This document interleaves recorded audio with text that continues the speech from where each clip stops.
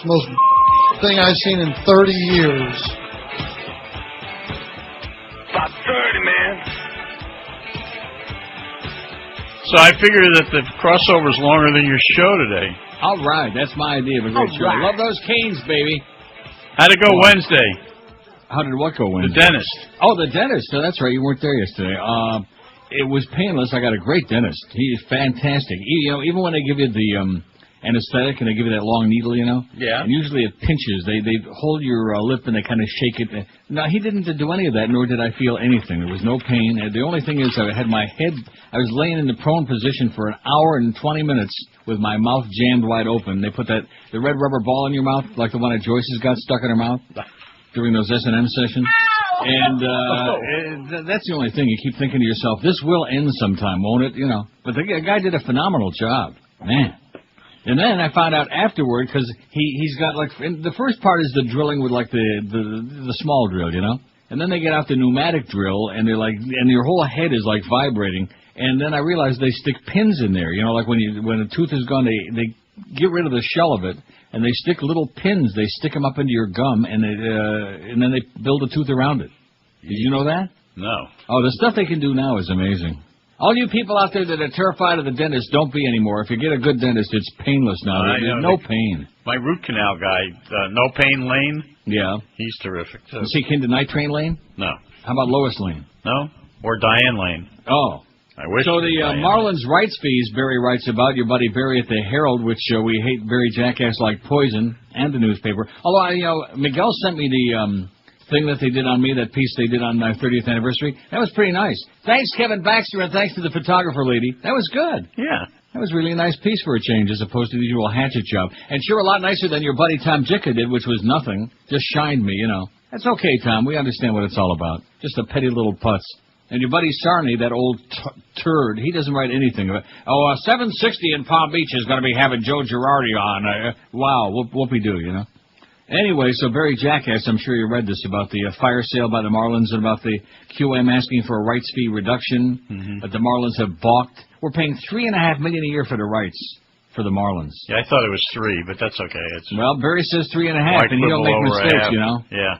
And General Manager Joe Bell declined to discuss the rights fees. He said it's too early to tell how the station's ad revenue will be affected, but my guess is there'll be some impact, he said, if they put a Little League team out there. Meanwhile, there's 7-1-1 in exhibitions. No, that means a lot. I'll tell you one thing, about 4 seconds of hockey talk, the Panthers shocked the crap out of me, man. It was a great move. Yep. A ballsy move. They put out the Bucks to re-sign Ole Jokinen. I agree. The only problem is now they got to have a team to play around him, Yeah. I mean, that would be good.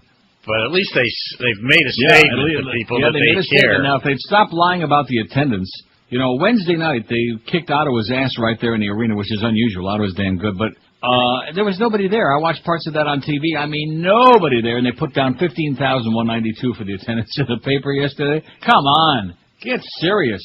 Your buddy Alan Cohen, man. They say about figures lie or liars. He doesn't have anything to do with that. Huh? He doesn't bother with that stuff. Get out of here. He doesn't. Well, whoever the hell is doing it, they're not fooling anybody. I'm sure they're making a lot of money for those empty seats. Plus, of course, all those freebies they keep giving away. If you had any idea as a season ticket holder how many emails I keep getting from them and things in the mail, if you just will renew right now, we'll give you 40 free tickets a game, and we'll give you a date with Enrique Iglesias, whatever you want. Come on, go away. Wouldn't go to see that garbage if you paid me. Of course, my team really did good yesterday. Nothing. They got old Luke Richardson, an old hack. They got rid of one old hack, and they got another one. They did nothing. Just amazing. See, when you have a franchise in the city that's going to fill the place every game, and no matter what you do, and you have standing room only every game, it doesn't make any difference, and they can get away with that.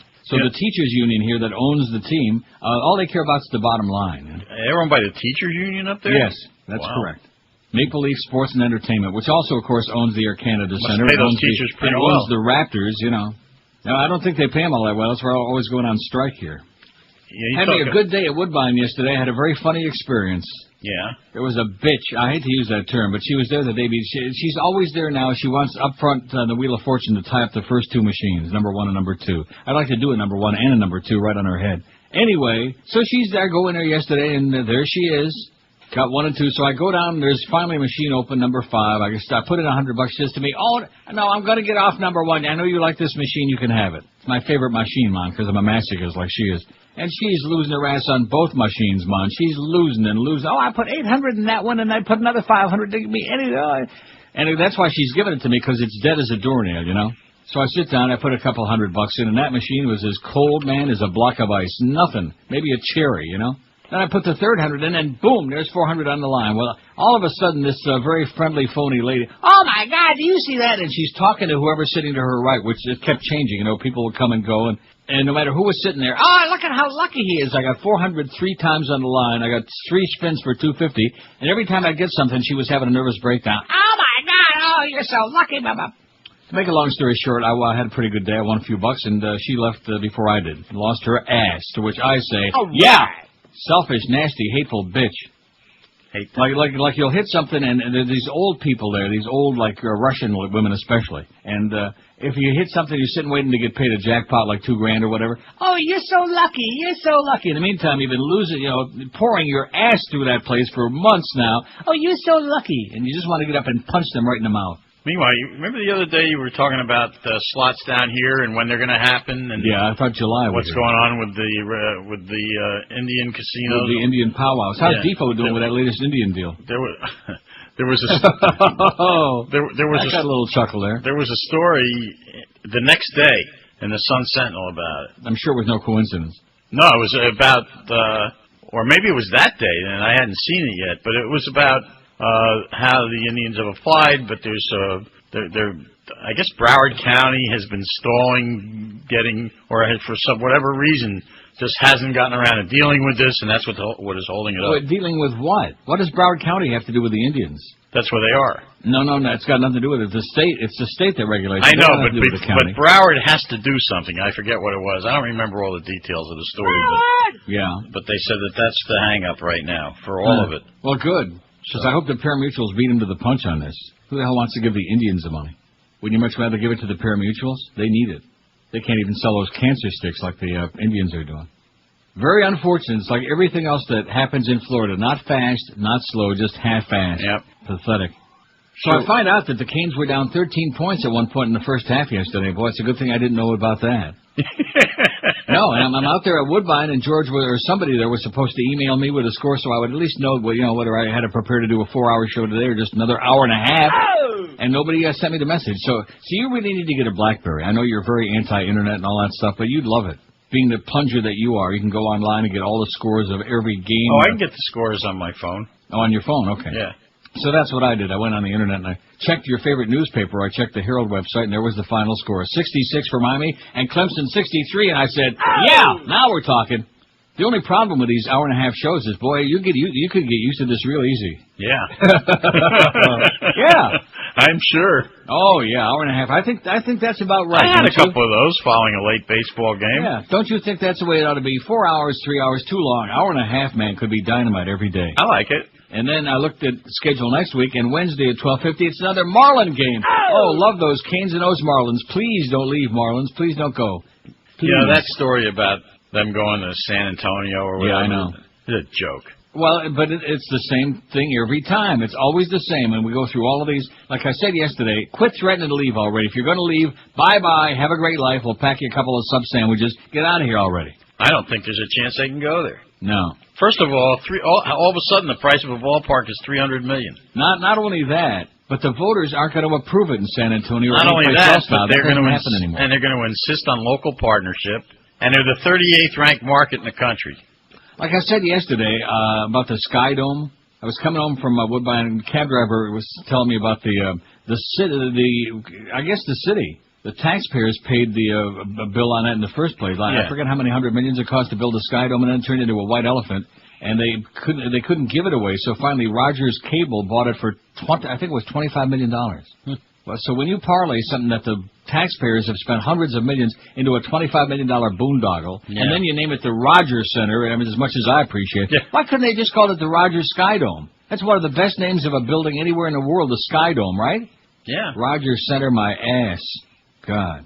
You know what? That's where it's at. The stadium in Washington that they're talking about, they budgeted at $600 million. Right. I think that's what it cost to build a Sky Dome with $600 million. San Francisco, which was built 5 years ago, the ballpark there without a roof, cost $400 million. Yeah. So how can they build a stadium for $300 million? They can't. And Barry, anyway, because and the writer, of course, says, well, they say construction costs are less in Texas. Yeah.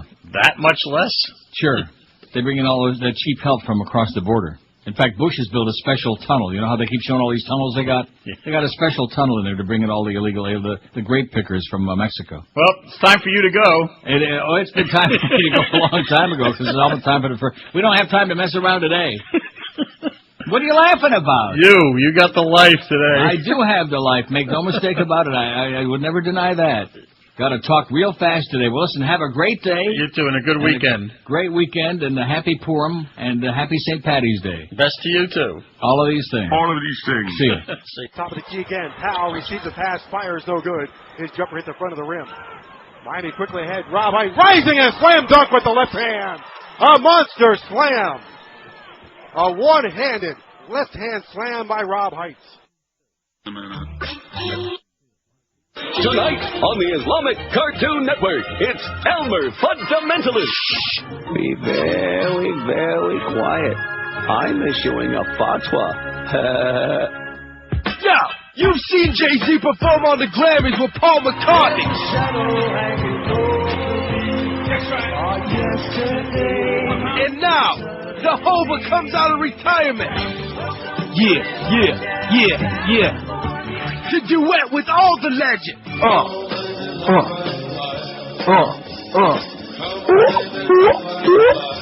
Jay-Z.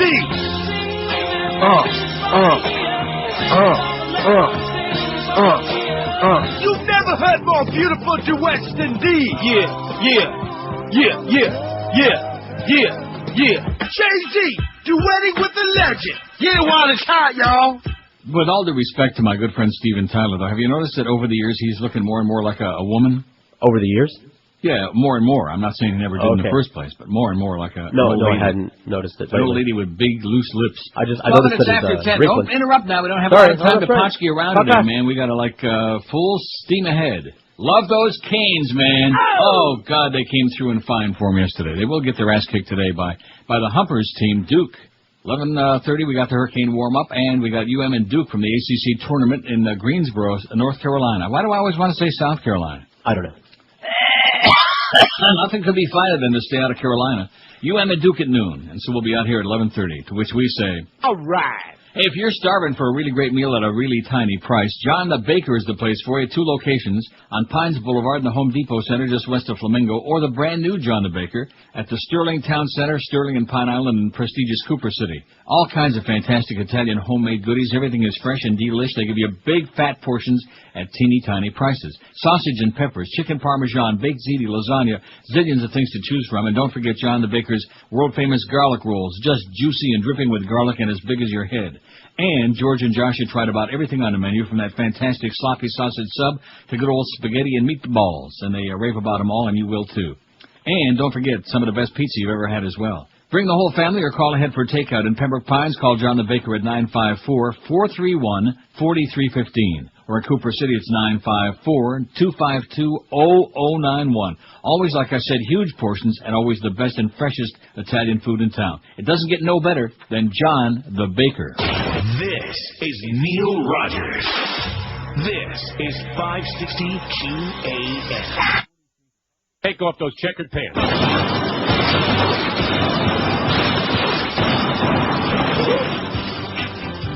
Push it, they bully.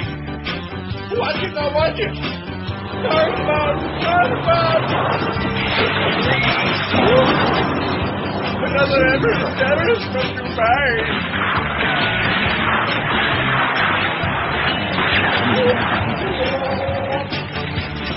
Why did he attack us?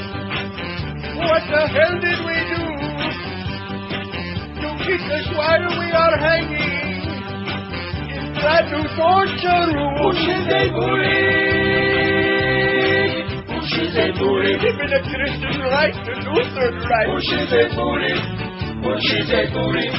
a precious booty. Shield all our families through our homes away. Stop with all this madness and give us back Bushes. Bushes a booty. Bushes a booty. The whole world hates you. Go away, you wet Bushes a booty. Bushes a booty. A precious booty. Watch it now, watch it. Cut it out.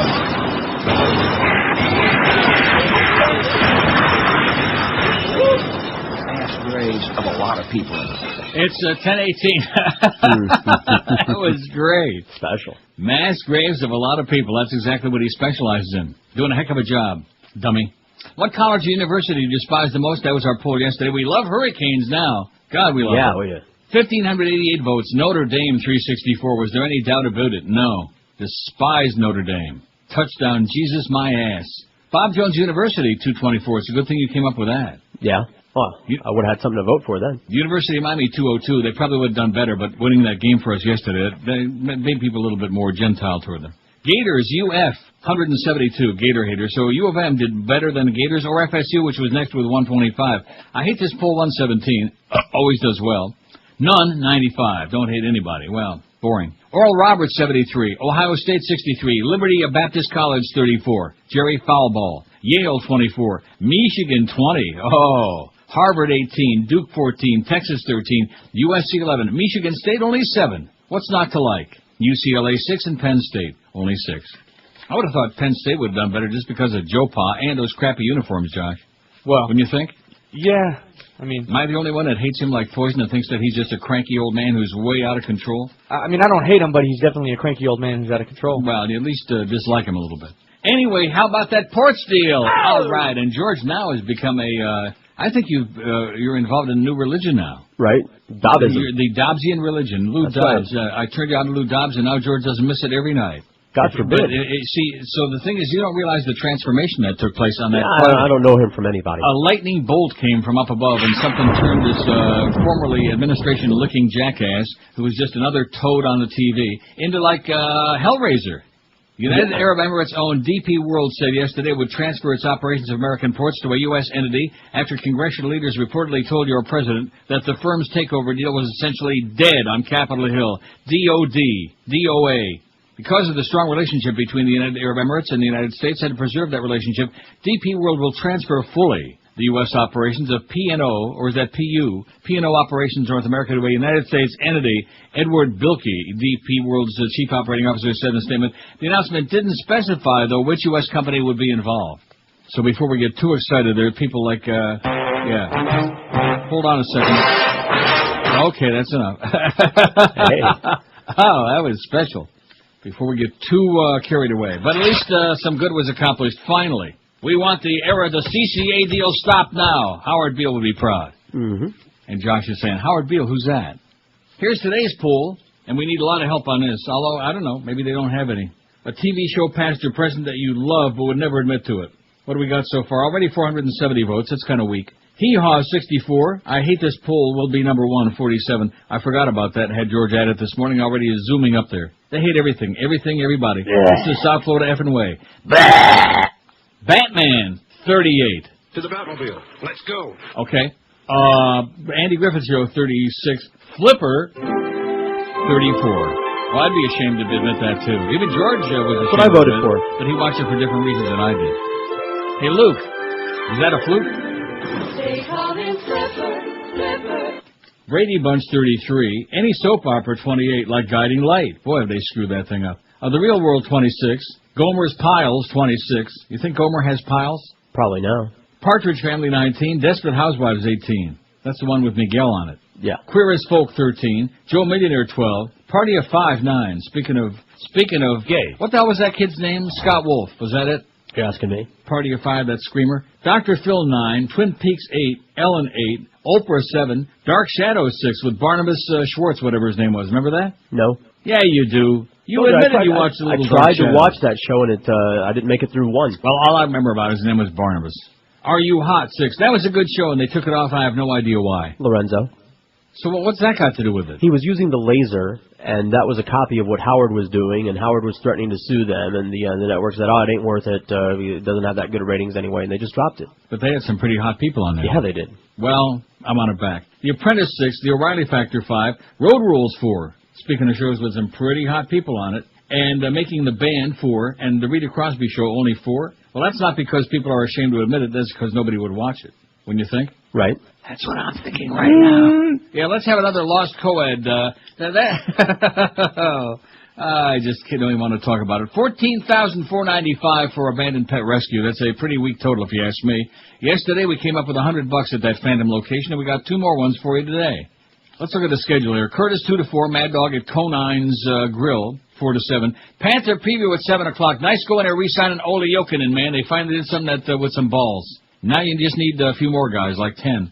Panthers and Carolina Hurricanes 7:30 tonight, and Eddie K after the hockey game. Any interest in that NHL draft? No. So 4 to 7 during the Mad Dog show. Josh Cordes will be there at Conine's Grill, 5181 Sheridan Street in Hollywood, and he promises to raise for us at least $100. No, am I supposed to? Yeah, sure. Well, why not? That's not. I mean, if I would have said 500 or something, it would have been ridiculous. $100, you can do that. I hope so. In fact, hit Mandich up for a few bucks. He can afford it. Believe me. And tomorrow from 3 to 5, even on a Saturday, little George has to work because he's got mouths to feed. Oh, yeah, big ones. And he's got that, well, George at Dolphin Stadium for the Marooney Auto tent sale 3 to 5. And, of course, the CDs and commemorative T-shirts, $20 a piece to benefit Abandoned Pet Rescue in Fort Lauderdale. And Miguel sent me a nice package yesterday. Wasn't the one I was hoping for, but it was okay. And had the T-shirt in it and the CD and also that Herald article, like I told the Humper. That was a nice piece. Thanks, Kevin Baxter and the photographer lady. I wish I knew her name, which I don't, but she was very nice. So for once in my life, the Herald treats me with respect, you know? Although Ellie Brecker did a nice piece, too, on the 25th, I believe. Remember that? Gold Ellie. Sure. Oi! Vaismere Brutter. WQAM, hello. Little House on the Prairie. WQAM, hello. NHL draft today? I beg your pardon? The NHL draft? Who the Panthers going to get in the 700th round? Well, stay tuned. You'll find out. Goldie will tell you. WQAM, hello. QAM. And that guy's making a joke about the NHL draft, which was yesterday, moron. But the NFL draft is like it's not a show on this station, or I'm sure across the street. It's like a disease. It's a mental illness. Right. It's a sickness. And we have to have Bino on there, and we have to have all the other mavens, the experts, prognosticating and proliferating the airwaves with their swill. And ba-da-beep, ba-da-boop, ba-da-bop. And that 10-year-old kid in Oklahoma, man, he's going to be a #1 quarterback, and he's going to get drafted in the first round by... Yeah, right. But, so you make fun all you want of the NHL draft, which was overkill here like you wouldn't believe yesterday. I mean, just like a disease. But in America, the disease is the NFL draft. It's a disease. Speaking of disease. In the supplemental.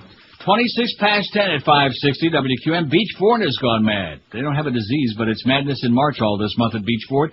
They just missed breaking their all-time record last month, so they're going to do it this month. And why not? What's not to like?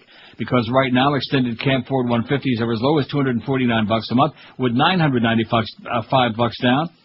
Let me start over again. Okay. What?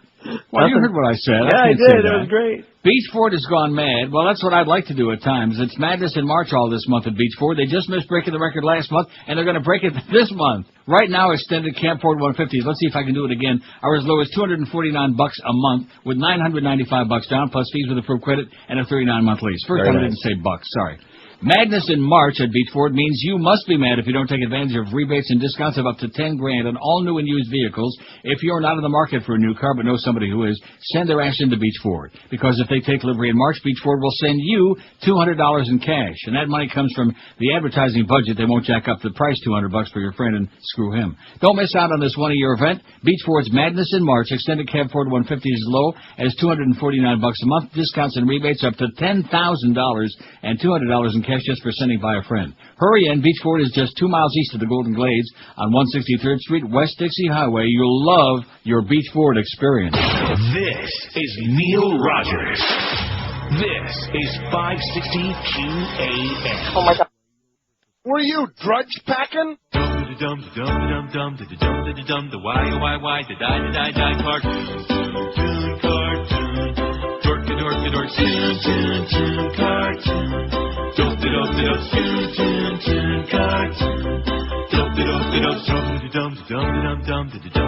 The why, the die, cartoon. You made the Muslims upset. And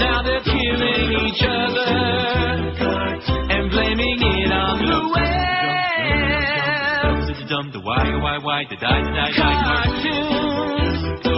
They say you can't draw Moe Howard with a big bomb on his head, or they'll kill each other dead. Cartoons. 10:33 at 560 WQAM. Report posits that Chris Matthews has accepted hefty speaking fees from conservative groups. The unctuous Chris Matthews. Never trust a guy that talks out of the side of his mouth with a speech defect on top of it. And loudly. A new report advanced to Raw Story yesterday suggests that Chris Matthews, the star of MSNBC's daily talk turd Hardball, has accepted hefty speaking fees from an array of conservative trade associations. See, he tries so hard, like present himself as a moderate, like that fat-faced, pasty Irishman Tim Russert on Eat the Press. And the fact of it is that they both have been bought and paid for by the right wing. Matthews has given speeches to at least 10 major conservative trade associations since 2001. The report's author, Dave Johnson, who blogs at Seeing the Forest and is now a fellow at the Progressive Commonwealth Institute, could find no records indicating that Matthews had ever spoken before any Democratic leading organizations. The report is not a product of the Commonweal Institute. Why is Matthews speaking at so many events with the Republican Associated Trade Organization, Johnson asked? What is NBC policy on speaking engagements, and why does NBC keep it hidden? Are these trade associations paying Matthews to purchase influence? Matthews is listed as speaking bureau known to command hefty fees. While it can't be proven whether Matthews has taken money from the groups, speaking fees are a regular practice for large trade organizations who invite big-name media stars to speak to their memberships. Such fees typically run in the five-figure range and occasionally exceed $50,000 per engagement. And then this story's on our website, and you can click on the link and share the whole report on all these people that are buying and paying for talk out of the side of his mouth, Chris Matthews. Jackass. WQAM, hello. Hey, Neil. Yes, sir. Hey, how's the weather in Toronto towards the end of April? Because I'm going to be up that area. Cloudy and murky. WQAM, hello. Hello. Yes. QAM, Weather Central. Hello. QAM. Yeah, this is Jeff in Miami. I'd like to speak to Neil. Okay. Thank Let's you. go to Jeff in Miami. Hello. Hello, this is Jeff. Hello, Jeff. Yes, it is. What do you got? Hey, I just want to speak to him real quick about the port deal. About what? About the port deal that went to the trash can. WQAM, hello. Neil. Yes, sir. Why you missed that show? I'm Too Hot. I was on a runner-up on that show. Very hot. Yeah. WQAM, that's why it's off the air. WQAM, hello. Hey, Neil, how you doing? Okay. I wanted to thank you for your recommendation of American History X. I watched that last night. That's a really good movie. Yeah, Ed Norton, fantastic. Yeah. Thank you very much. You're welcome. Take care. 567. I guess nobody's going to add to this poll, and if that's the case, it's fine with me because we only got like 55 minutes. That's right. A TV show past your present that you love but would never admit it. I guess they just don't want to admit it. Somebody might recognize their voice. WQAM, hello. Can I sniff your farts, Neil? Oh. WQAM, hello. Uncle Neil. Yes, sir. Goodbye, Dubai. WQAM, hello. Mighty Gong. WQAM, hello. Hey, Neil, how about the old Golden Girls? Instead of spaghetti, she was a riot, man. Okay, Golden Girls, that's a good one. Who the hell would watch that? Only some old toad, wouldn't you think? Indeed. The olden toad. Like so there you go. We took Matlock. about 20, and there was one. He actually had a suggestion. See, that's not bad. There's a little lesson for you on how to do this. Take about 6,000 calls, and you'll get, I would say... About 30, man. Yeah, that actually makes some sense. And then the other ones are very amusing and entertaining, they think. Underline that part. They think. Oh, yeah, you're really a patter. WQAM, hello. It's almost as good as Sid Rosenstein calling up Ronnie Bennington. Yes, sir. How about the Waltons? I can't say I loved it, but I liked watching that show. For what? What did you like, John Boy? The Waltons. I don't know. Just the whole... The whole ambiance, yeah. It was real Hamish, as the Goyams say, Hamish. Okay, the Waltons is good. We'll put it you on. think John Boy ever got that thing? Richard Thomas, wasn't that his name? That's right. No, it's still there, and it's getting bigger every day. Got that big mole. It's the size of a baseball It's now. got its own zip code now. Its own zip? On the prairie. Yeah, huh? He needs to be shot. I want you to take care of this over the weekend. WQAM, hello. Hey, Neil, how you doing today? Okay. Hey, do you still have that beautiful Samsung DLP HD TV? Yes, I do. What's your service that you're using, your HD service? I beg your pardon? Which is your HD service you're using? Are you using DirecTV, or what are you using? It comes from my cable, my digital cable. Oh, you got like Comcast or something like that? Something like that, yeah. Oh, how many channels you got? About 50. HD, 50? No, I think 25. About 25. About 30, I think. About 30, man. Talk about clueless. WQAM, hello. Hey, get that van down to Homestead now. I guess he doesn't have Rogers digital cable like I do, so he's missing out. WQAM, hello. Joe Donnell? Yes, sir. Time Tunnel. Great show. The Time Tunnel. With James Deeren? There you go. Okay, thanks. Remember that show? That was 100 years ago, but this guy must be old, like me. Why is that embarrassing? That was a good show. Well, I mean, cheesy, but... What was good about it? Yeah, no, it was good because it was cheesy. It was That's camp. right. Let's all go to camp. I know somebody'd like to send us all to camp. Relatively early in my presence. Yeah. And speaking of bozo, Bush's approval ratings fall to a new low. Just when you can't think when you think they can't get no lower, how low can they go? More and more people, especially Republicans, disapprove of Bushmeister's performance, question his character, and no longer consider him a strong leader against terrorism, according to the brand new AP Ipsos poll documenting one of the bleakest points of his own presidency. That get a weapon of mass destruction. Oh, he sure is. Nearly 4 out of 5 Americans, including 70% of Republicans, believe civil war will break out in Iraq if it hasn't already, the bloody hotspot upon which Bush has staked his presidency. Nearly 70% of all people in the U.S. Say the U.S. is on the wrong track, a 6-point jump since just last month. 70% nearly say we're on the wrong track. We're at Belmont, we should be at Aqueduct. Belmont's closed right now. I'm not happy with how we're at Hazel Park, we should be at Northville, watching Brad Kramer and his clown routine. I'm not happy with how things are going, said Margaret Campanelli, a retiree in Norwich, who said she tends to vote Republican. I'm especially not happy with Iraq, not happy with how things work with Katrina. Republican Party leader said the survey explains why GOP lawmakers are rushing to distance themselves from Bush on a range of issues: port security, that goodbye Dubai deal, immigration, spending, warrantless eavesdropping, and trade. For example, all of these things. The positioning is most intense among Republicans facing election this November. What a surprise, and those considering presidential campaigns in 2008. Even the obnoxious ultra-right-wing fanatic maniac, Senator Sam Brownback of Kansas, a potential presidential candidate, God forbid, says, you're in the position of this cycle now that is difficult anyway. In second off-tier term elections, there gets to be this familiarity factor. Yeah, we're familiar with it, and we're familiar with you too, Sam. Go away, you fascist. The poll suggests that most Americans wonder whether Bush is up to the job. The survey, conducted Monday through Wednesday of this week of 1,000 people, found that just 37% approve of his overall performance. That's the lowest of his presidency in this particular poll. I think the lowest number we've seen altogether in the last week was like 34. Am I correct? Yes. Right. Bush's job approval rating among Republicans plummeted from 82% in February to 74%, a dangerous sign in the midterm election year when parties rely on enthusiasm from their most loyal voters. The biggest losses were among white males. Well, good, it's about time they started catching on. By a 47 to 36 margin, people favored Democrats over Republicans when asked who should control Congress. There you go, those wonderful spineless Democrats. They're really doing it, baby. Not.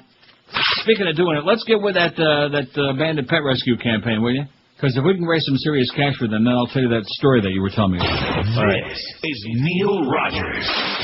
This wasn't that something to do with that movie, The Shining? Yeah.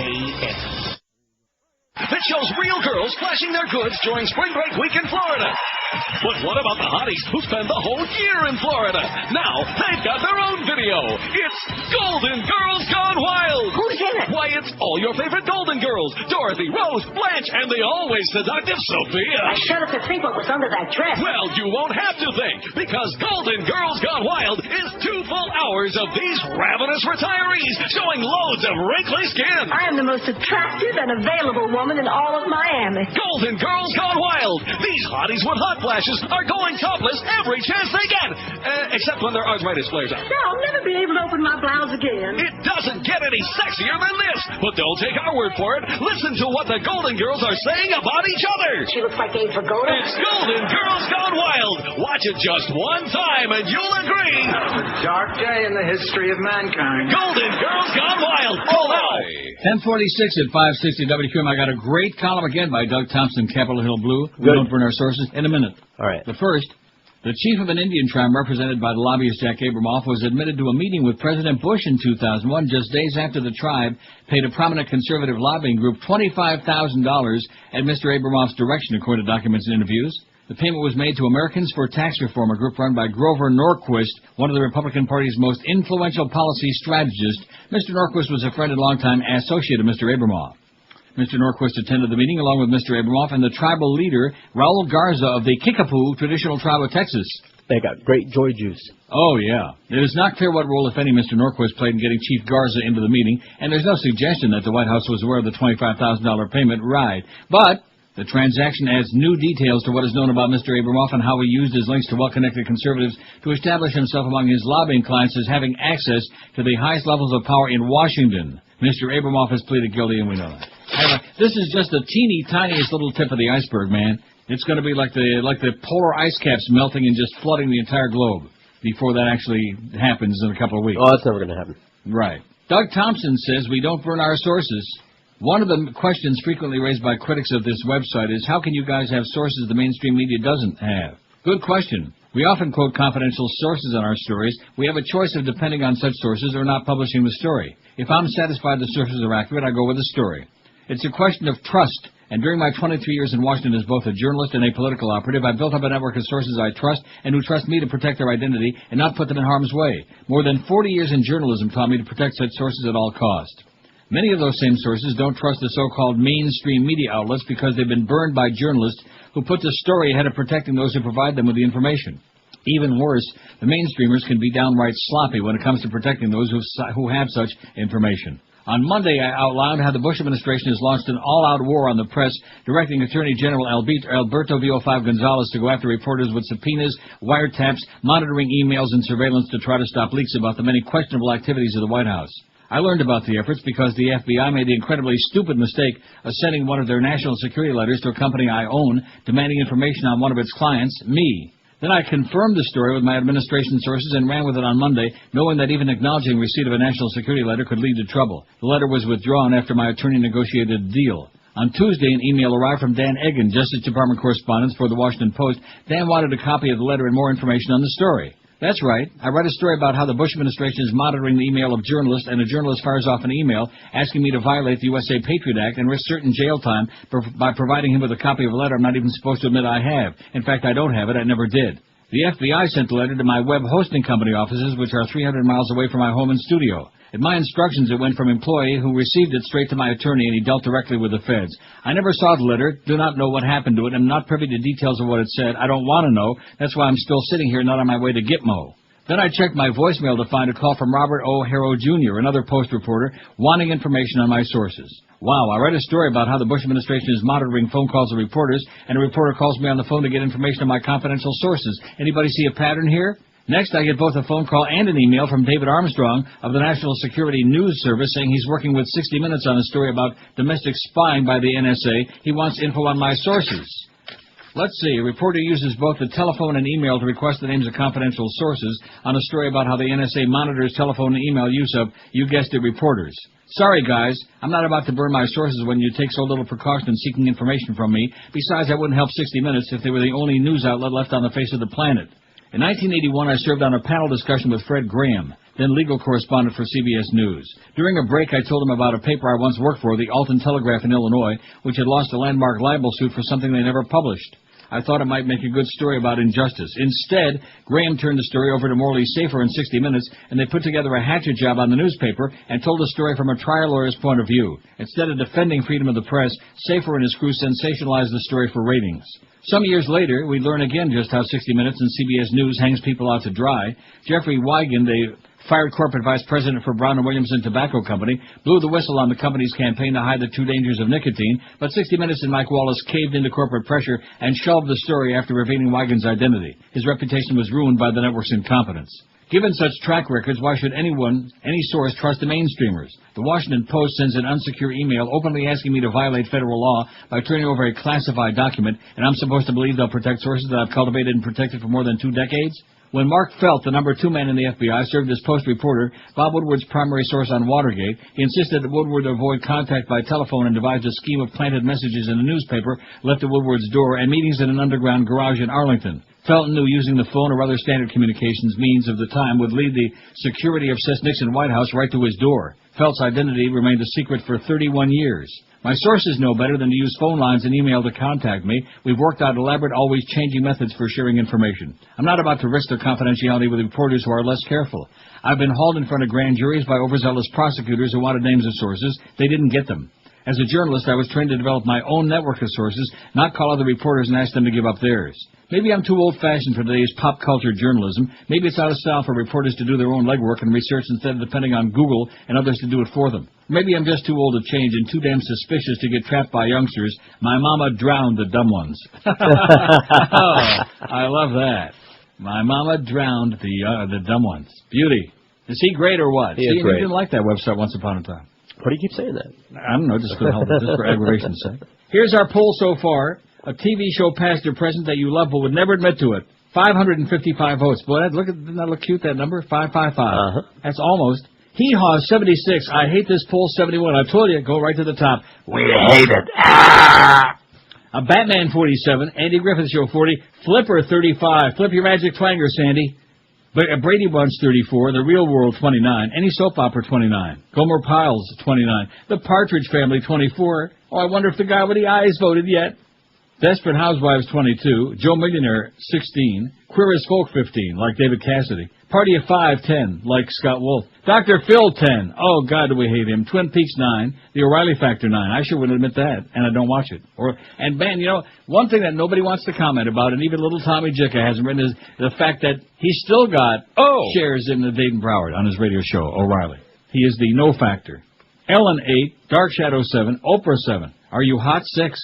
No wonder it went off after we found out who was second. The Apprentice 6, Golden Girls 4, Road Rules 4, Making the Band 4. That was like O-Town, and No-Town, and Motown. Remember O-Town? Yeah, well, I'm trying to forget. How many minutes were they around? The Rita Crosby Show 4, and Tom Tuttle and the Waltons haven't got any yet. So you guys that called them in, you better hop on it. 5670560, 36 minutes away, but who's counting? We're counting. 36 minutes away from that Hurricane pregame show with the Beast. All right. WQAM, hello. Hey, can I put my favorite show on the poll? Yes, sir. Your favorite show? Go ahead. Bonanza. Yeah, why wouldn't you want to admit that? I don't know. It's kind of gay. Yeah, it was kind of gay with that hop sing. Put it on there, Bonanza. Sure. That's the best these guys can do, okay? It was kind of gay. Yeah. I think Lauren Green was doing something with Alpo. Can you picture that? Rick Alpo and Lauren Green? Ooh. Talk about going to the dogs. WQAM, hello. Yeah, hi, I got one for you. How about my favorite Martian, but I won't admit to it? Okay.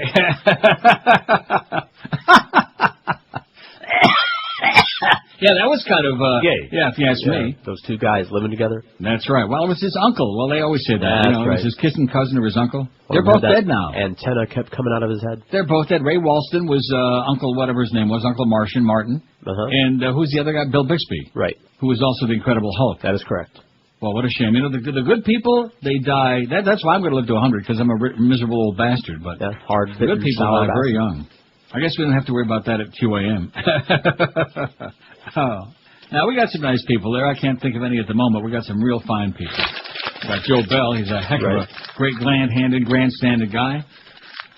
And, of course, then there's always Jim Sarney at the Sun Sentinel, who can't write any article without mentioning that 760 ESPN radio in Palm Beach that nobody listens to. Jim, I'm awfully sorry. And Evan Cohen. Oh, and by the way, his brother Marty Cohen is going to be on, I think, doing 2 to 4. Let me look at that schedule next week and see if we got that straightened out yet or what. Yeah. Bo and Geldy and, oh, boy. Talk about dragging your feet, Joe. That 2 to 4 Moe slot. I said bring Moe back. He was good for a couple of yucks in a 0.1 share or whatever it was, 1.0. Absolutely. Yeah. I don't see nothing funny about what's going on between 2 and 4 right now. I think it's, at any rate. Just keep your opinions to yourself, smartass. Okay. When you're shopping for shoes, what name immediately pops right into your brain? Brandy's, of course, because I've been sticking that in your brain for years now, and rightfully so, because Brandy's is unbeatable. You'll love shopping there because they treat you great. They've got a good deal going all the way around. Fantastic selection. Top brand names going and the best prices anywhere. They got Rockport, Florsheim, Echo, SAS, Mephisto, New Balance, all the names you know and love. When you go to Brandy's, be sure and ask for Arnie. Tell him Neil sent you in there. He'll make sure you get the perfect fit at an unbeatable price every time. The pros at Brandy's even specialize in wide widths as well if you got those big fat feet. Or if you're just an old codger like me, because your feet get wider and wider, and then they start getting webbed when you get to be real old. Brandy's is worth a trip to just about anywhere in town for comfort, style, fit, value, and selection. Always think Brandy shoes, and you'll find Brandy's in that same fabulous location. They've been going strong for about 400 years. 1290 North Federal Highway in Pompano Beach. Brandy's open every day, daily till 9, Monday through Saturday, and Sundays till 5. And this week continues to be a great time to buy those fantastic New Balance shoes like the ones I'm wearing, because all great men's and women's New Balance this week are $10 to $20 extra off the regular price. So be sure to get into Brandy's and take advantage of fantastic savings right now, or do your shoe shopping on their website at brandysshoes.com. This is Neil Rogers. This is 560 QAM. This is the Neil Rogers Show. This is your brain. Any questions? No.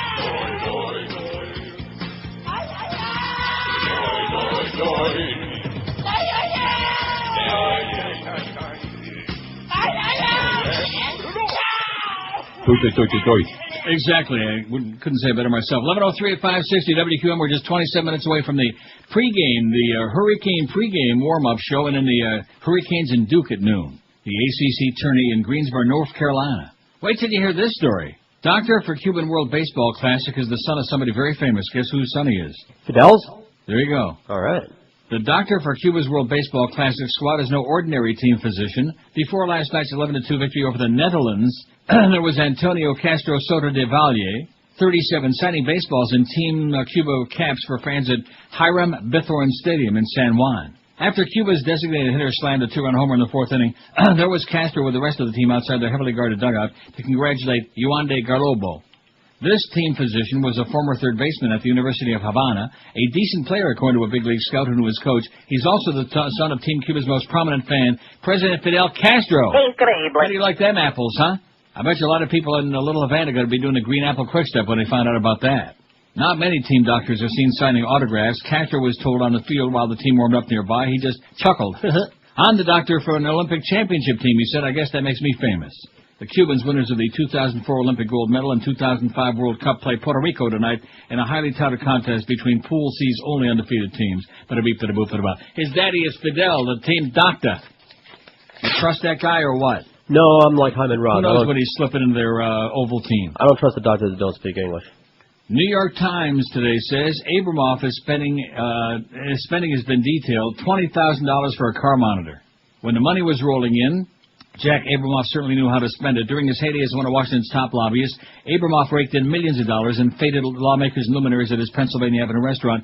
But one of his most conspicuous indulgences was his fully loaded 2002 BMW, the New York Times reports today. The 745 Li sedan was customized by AI Design of Tuckahoe, New York, as a sort of mobile office for Abramoff, who at one time employed a driver for it so it could indulge in a heavy workload. Invoices offer a look inside the tinted windows, a $450 edition that was the cheapest part of the job. He spent $20,000 for a custom-built 15.2-inch wide screen and manual flip-down video monitor, invoice says. Monitor includes built-in cordless headphone transmitters, capable of displaying DVD, game and computer graphics/video signals. For $7,390 more, he added a hands-free cell phone system with a special antenna amplifier to boost the signal and a docking station for his laptop built on the back of the right front seat. He also paid $6,500 for seat back tables. All right. He knew how to live it up, baby. And he's never going to live it down. Oh, you just wait till the stuff keeps coming out. You just seen a little teeny tiny trickle. Speaking of trickling, maybe from drinking too much of that Jesus juice, Michael Jackson fined over Neverland labor miscues. Saw it on the news. California officials have fined Michael Jackson nearly $170,000, ordered employees at the pop star's Neverland Ranch to stop working after finding that employees hadn't been paid since December, and the ranch's workers' compensation coverage had been allowed to lapse. Kind of sounds like the way the Beasleys do business. On Thursday of yesterday, the California Department of Industrial Relations slapped a stop order on Neverland, which prohibits employees from going back to work until workers' comp is restored. It also fined Jackson $69,000 for the lapse. On Tuesday, the same agency sent a letter demanding that Jackson pay employees at least $306,000 in back wages by next week, as well as a fine of more than $100,000 for failing to pay wages. Oh, we're fine. If the back wages and penalties aren't paid by March 14, the department will pursue appropriate legal action. Jackson, of course, hasn't been living in Neverland in recent months. Shortly after he was acquitted on child molestation charges, he relocated to Bahrain, a small nation in the Persian Gulf, and is schlepping around in his burqa, looking fashionably gay. And also using the ladies' room. Did we ever have that story on? I don't think so. There was a story about how he was using the ladies' room. Right. I heard it. I don't know with if it his was from you burqa or on. what. But if you got a burqa on, I guess you don't go in the men's room. You'll get shot at or something. Jeff says, courtship of Eddie's father, but don't tell anybody I liked it. All right. Courtship of Eddie's father. Wasn't that also Bill Bixby? Yes, it was. I'm sure you planted the seed. I see. Seed. Brian in Pompano Beach says, American Idol. Oh, we spelled it wrong? Oh, that's Josh for you. Let's see how he spelled Martian. Oh, no. Woo! American Idol, you got it? We got it. I think he can add. Now, it's not spelled I-D-L-E. Look how Josh Cordes spelled Martian. M-A-R-S-H-I-N.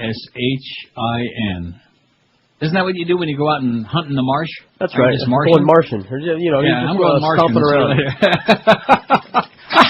Oh, no. Swamp stomping and Martian. I'm sure Eric will correct that to cover up the embarrassment factor. Speaking of Josh, he's going to be with the Mad Dog today, 4 to 7 at Conine's Grill, 5181 Sheridan Street in Hollywood. 4 to 7, Josh will have our merchandise there, and he's got to raise $200 for us today.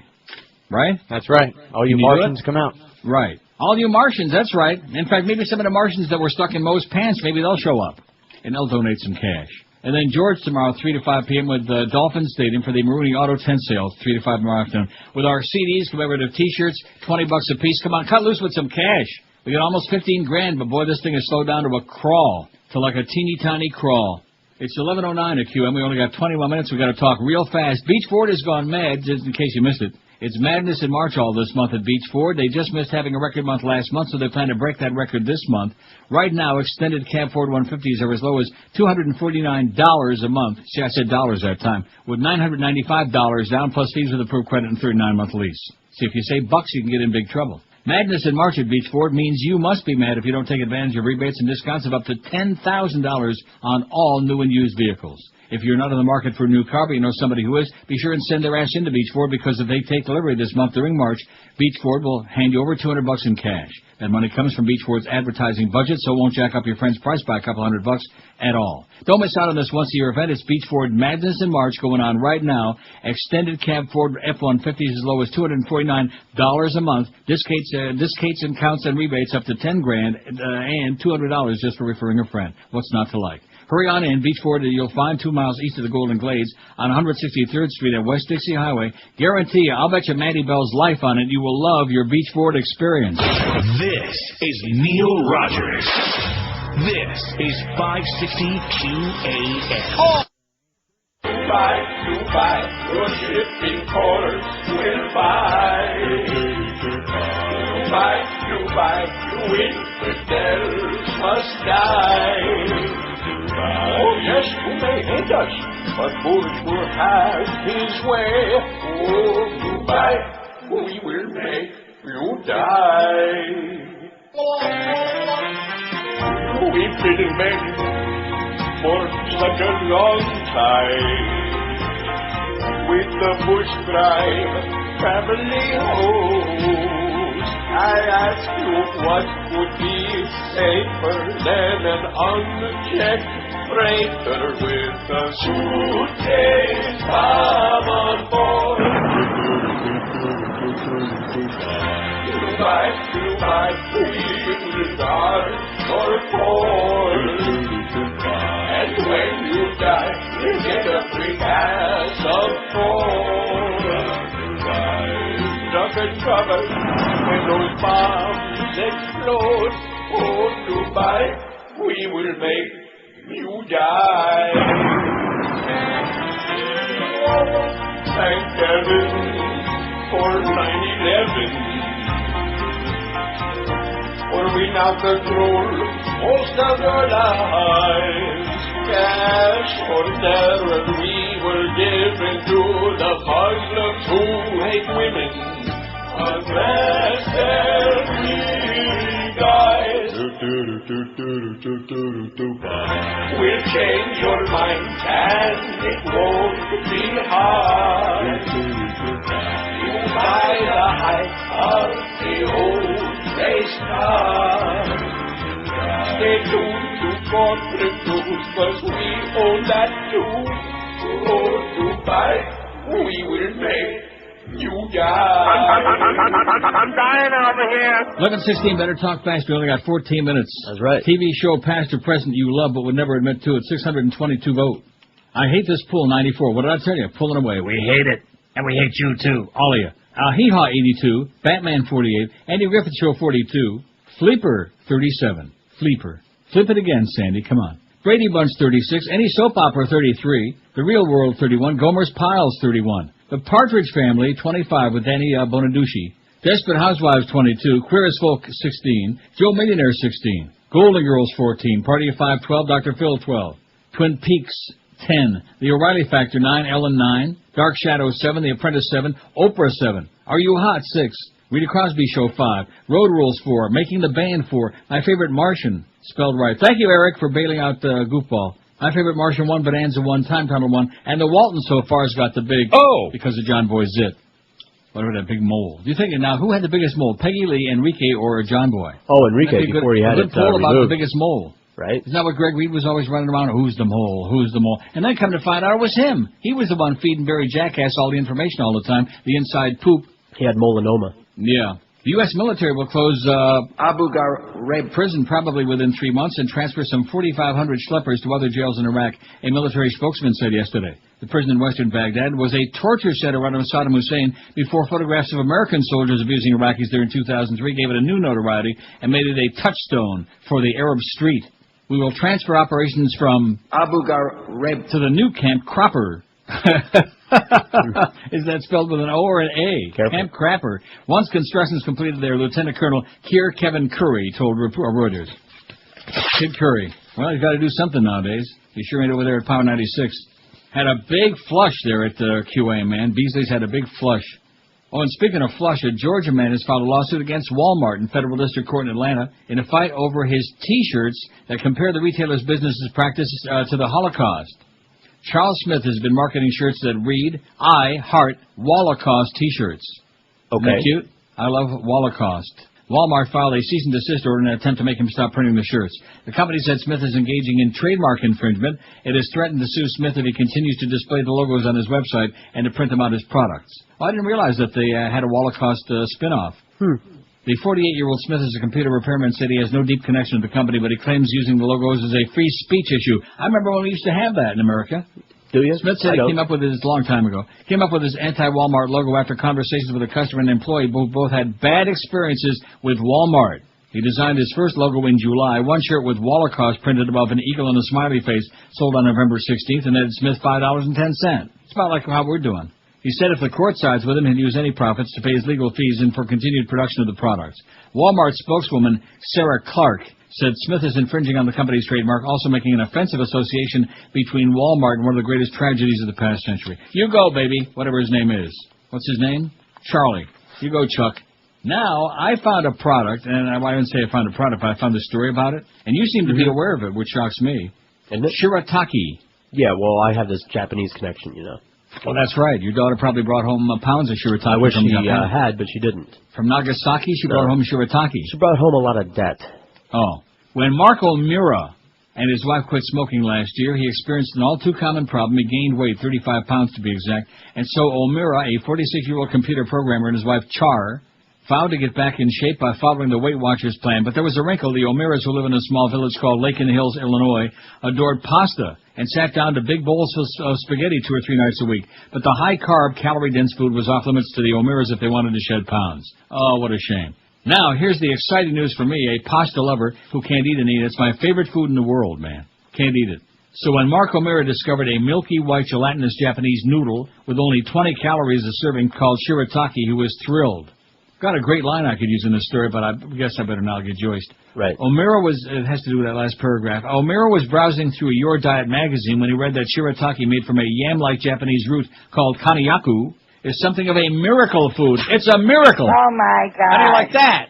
Shirataki has no fat and few carbs. It's got I looked on the one of the brands on the internets, and it had 3 grams of carbs. In fact, it's got 0 usable carbs, or net carbs.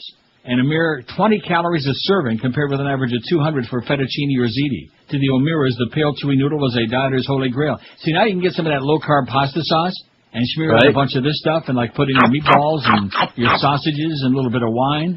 We both just got a big grin on our faces with the first mouthful, Mark O'Meara recalls. That's of this stuff. Now they count themselves among a growing group of shirataki-obsessed dieters. I think we got something here. I think we're onto it. Shirataki, long a staple in Japan, is becoming. You don't see too many fat Japanese except those sumo guys. That's right. They have to go to efforts for that. Bona fide diet food craze in the U.S. The noodles are sold in large supermarket chains like Whole Food Markets, as well as in small, specialized health food stores across the country. Recently, Publix has inquired about carrying it. Oh, please, for all you fat folks. I'll have no trouble finding it here because there's a Japanese and Chinese. There's an Asian supermarket on every other street corner. According to manufacturers, rising shirataki sales are linked to dieters incorporating the low-cal noodles into their weight loss plans. The leading U.S. manufacturer, House Foods America Corp. in Garden Grove, California, which has sold shirataki since September 2002, says sales are on track to more than triple from last year. The House Foods brand has also been a top seller on Amazon.com's gourmet food selection, where it's listed as fettuccine-shaped tofu because the brand incorporates a blend of tofu and kanyaku. How do you like that? In fact, they're having a hard time keeping up with it. That's sensational. So if you want to lose some weight, shirataki is the way to, I guess. I'm going to get some. All right. Let me know how to smear it with some sauce, meatballs, sausages, a little bit of Chianti.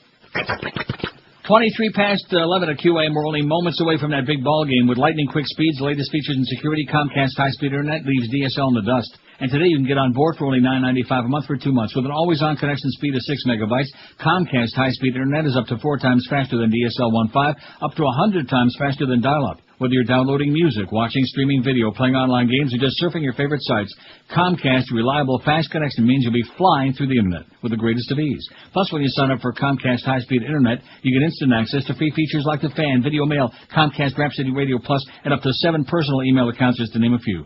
Not only that, but you can also get McAfee security tools included, so you can be assured your internet experience is always safe and secure. So what you be waiting for? Start doing more faster than ever before. Sign up for Comcast high-speed internet today for just $9.95 a month for 2 months. You'll wonder how you ever managed without it. In Dade, call 305-COMCAST. In Broward, 954-COMCAST. This is Neil Rogers. This is 560 QAM. That's it. That's all they wrote.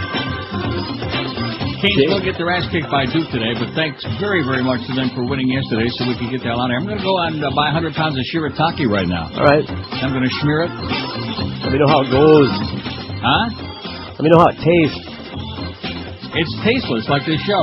Yeah, well, that's what they say. Bye.